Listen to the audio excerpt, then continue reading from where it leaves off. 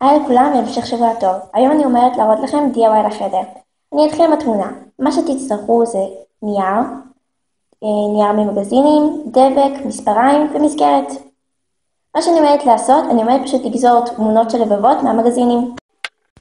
עכשיו, אני פשוט מסדרת את הלבבות לפי המקום שהן צריכות להיות בו.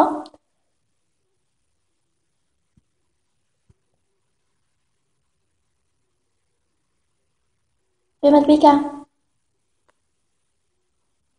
כמו שאתם רואות, אני ממש מנסה להדק את הקצוות בשביל שהתמונה לא תצא.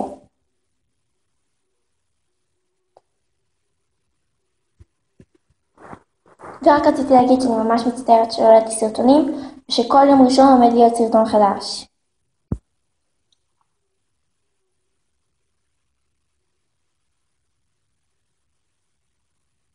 וזהו, עכשיו אני פשוט אומרת לשים את התמונה חזרה במסגרת.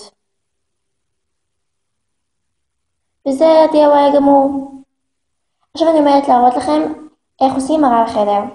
מה שאני אומרת לעשות, אני פשוט אומרת לשדרג את המראה שקניתי. קניתי מראה ב1.50 בערך, ואני פשוט לוקחת וושי טייפ ועושה שכבה ראשונה. בשכבה הראשונה אני לא ממש משקיעה, בגלל שבמילא אנחנו שמים עליה עוד שכבה, בגלל שהוושי טייפ די שקוף, ואנחנו לא רוצים שיראו את השחור, כי השחור לא כל כך מתאים לקיץ. בשכבה השנייה אני מתחילה יותר להשקיע, כי זו שכבה שדי רואים, ואני ממש גוזרת את הקצוות בשביל שלא יהיה חתכים לא יפים, ואני משתדלת שלא יהיה בועות ולא יהיה שום דבר שלא מתאים.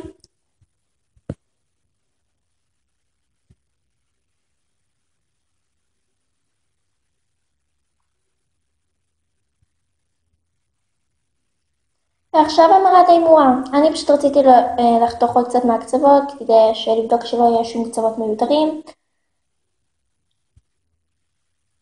ואני עושה עוד שכבה רק בשביל החתכים הלא גמורים שהיו לי מהשכבה השנייה.